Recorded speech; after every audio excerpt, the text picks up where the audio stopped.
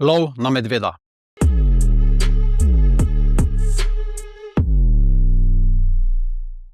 Medijski linč, lov na čarovnice.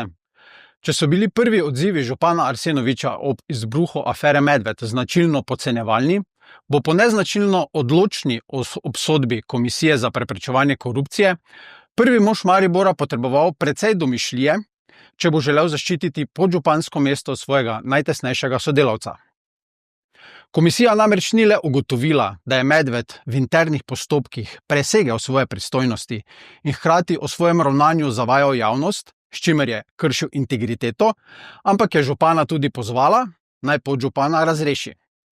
Župan Arsenovič poziva KPK ni dolžan upoštevati, a od odgovornega politika bi pričakovali, da bo spoštoval mnenje državnega organa, ki s svojimi aktivnostmi krepi raven integritete v družbi in zaupanje v delovanje javnega sektorja, s tem pa tudi pravno državo. Vsaka drugačna odločitev bi pomenila, da je Arsenovič prednost dal političnemu preživetju svojega sodelavca. Kaj bo storil župan, je težko napovedati, saj ga je zaušnica KPK dosegla na službenem potovanju na Japonskem, kjer si bo z ženo in celotnim vodstvom občine ogledal Expo. A glede na to, kako na sodiščih išče odločitve, ki bi mu omogočale nadzor nad javnim holdingom, gre sklepati, da poziva KPK ne bo mogel ignorirati.